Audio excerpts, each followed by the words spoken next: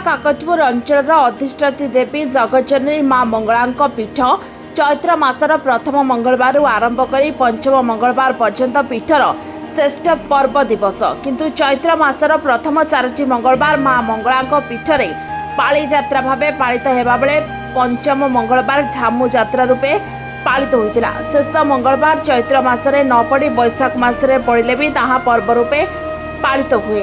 जो वर्ष पंचम मंगलवार चैत्र मासरे पड़े ताहाकू अधिक पवित्र बोली विवेचना करा जाए, ताहाकू बारुणी यात्रा कहुए। चैत्र मास प्रथम मंगलवार मां मंगला नेत्र उत्सव ठारू आरंभ होइतिबा मां पाली यात्रा पंचम पाली मंगलवार झामु यात्रा पर एही पाली यात्रा शेष होइछि।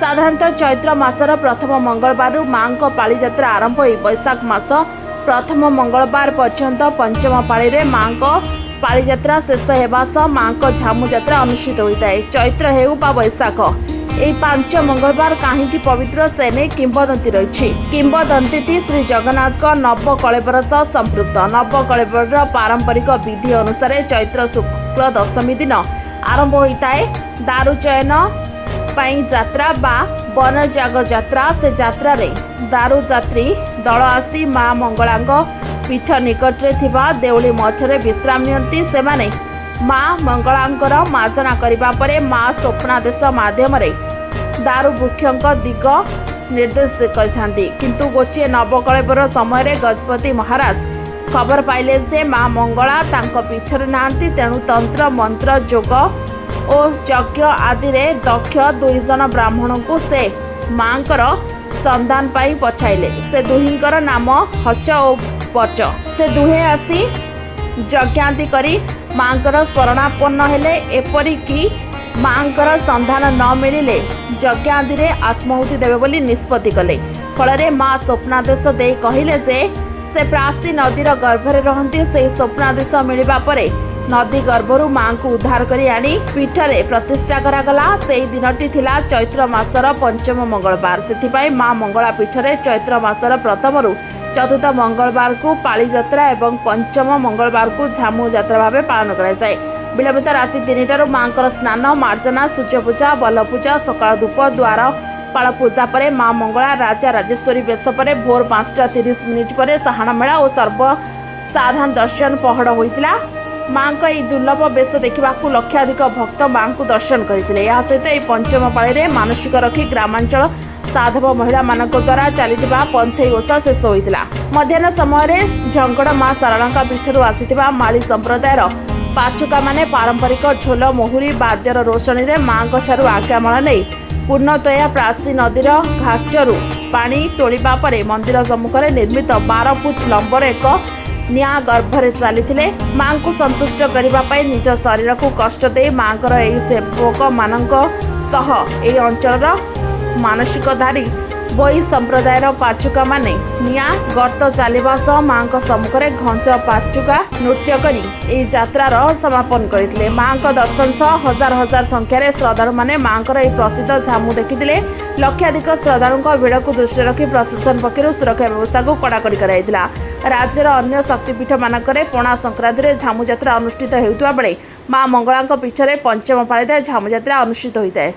लीजारानी समुद्रे मां दर्शन करी बहुत आनंद लगिला।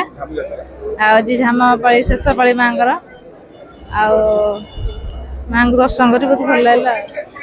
अनुमित पथई पूजा मांकर जय मां मंगला। मोना तापस कांतिक मंगला मंदिर पूजक पवित्र दिन मां मंगला जन्मोत्सव आज दिन में मां आविर्भाव होता धरापृष्ठ शून्यवाणी होता देउली मठ पाखर मां आविर्भाव कर काकटे उड़ी उड़ी आसी बुढ़ी ये अटकी यार ना काकटपुर यार अधिष्ठात्री माँ काकेटे। आज हूँ बैशाख मासर प्रथम मंगलवार जहाँ हूँ झामु यात्रा। प्रातः समय माँ सूर्य पूजा द्वारपाल पूजा बल्लभ सकाल धूप सरला भक्त मान लंबा धारे दर्शन कर कृपा भिक्षा कर। मध्याह्न समय 1 ରୁ 2ଟା भितर माँ पाटुआ नृत्य हम एवं झामु गड़े सुदूर झंकड़ू आसुवा शाला सेवायत मैंने माँ गड़े प्रवेश करेंगे एवं ये झामु यात्रा समापन करेंगे। मध्यरात्र में माँ कालिका नृत्य अनुष्ठित हो। माँ कालेशी मंदिर परिक्रमा करेंगे 3 घरा परिक्रमा करेंगे। परिक्रमा सैला मंदिर गौड़ा यात्रा करेंगे। यहीपरि भाव में माँ झामु यात्रा समापन कर।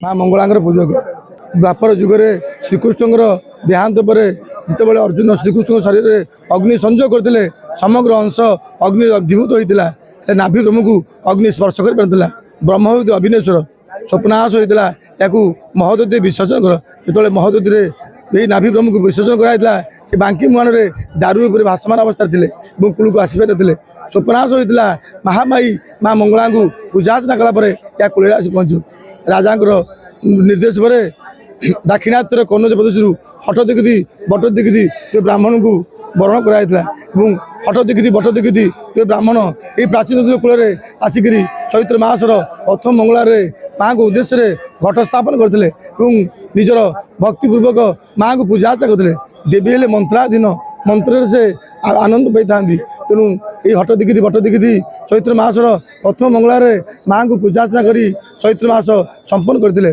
माँ को कौन उपाभिक्षा पाई पारि नथिले यापर बैशाख मासर प्रथम मंगलार से अनुरूप माँ को पूजार्चना करते माँ कृपा न पाइपर से हतोत्सित हो अग्नि झास देवाई उद्यत होते यापर माँ पूजार प्रसन्न होते माँ निर्देश करते चकिया मठर चक्रकंड बुड़िकी अच्छी से तुम उद्धार कर यापर से प्राचीन नदी कूल चकिया मठ चक्रकंड निरीक्षण करने मात्र गोटे काउटे से जगह बुड़ी जाता दृश्यमान होता यापर से माँ अंगवस्त्र को देखा पाई यापर माँ को उद्धार कर परश कोर माँ को स्थापना कर माँ को पूजार्चना कर माँ को पुष्प नहीं से ब्रह्मदारू निक्षेप करते ब्रह्मदारू होता परवर्ती समय जगन्नाथ बलभद्र सुदर्शन सुभद्रा चारि विग्रह रूपांतरित होता से चारि विग्रह नाभि देश में ये ब्रह्म को स्थापन कराइला जिते नवकल हुए से यही जगन्नाथ को दैत्यापति सेवायत माँ को पाखे आसिक अधिया पड़ी था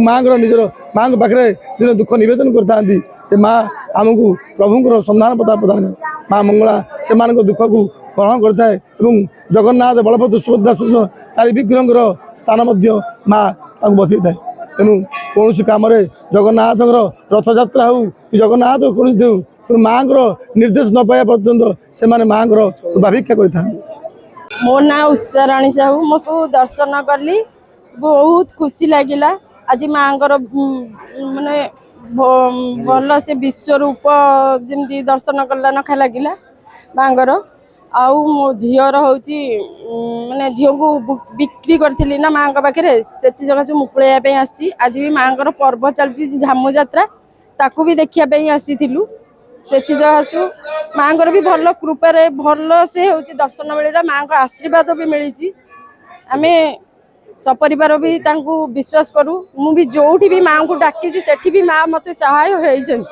मो पाखरे भी ठिया होइछन। कागजपुर प्रकाश बेहरा रिपोर्ट ओटी लाइव।